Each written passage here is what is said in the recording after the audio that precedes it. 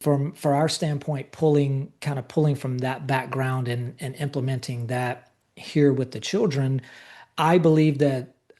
I believe that all kids are way more competent and capable than most of us give them credit for. And we're kind of behind the curve being their parents because our role as the parent is to protect and kind of shelter them in a way that gets in the way of their growth because sometimes not only are we protecting them from the danger or just the emotional letdown or the emotional disappointment, like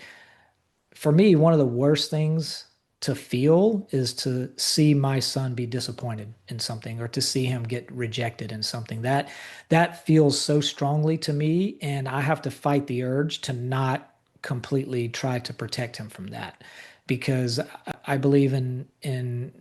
doing so, in doing that job of protecting them, we can overdo that job and then we wind up handicapping them moving forward. So coming from that background, it really gives, I believe it gives me a good depth and a good understanding into that place to where I can step out of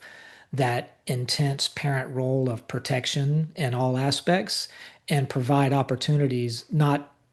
that we're putting them in dangerous situations or not or neglecting their feelings or their emotions, but we're teaching them how to manage those feelings and emotions. And we're teaching them how to manage stressful situations and situations to where a parent would want to come in and quote unquote rescue them from. So I think it takes a lot of experience and a lot of different things to kind of even be able to step back and see that and to be able to identify that that's what's happening. Because the biggest blinders that I think we wear as parents are those blinders of protecting that whole blanket protection thing that we're doing. So then, there's that idea of now we have to do something to break that cycle, whatever the cycle is, this no longer serving us or serving our children and allowing them to step into their greater self. So I credit my experiences through the military, through the fire department, through a lot of the other things that I've done with having that background and having that insight into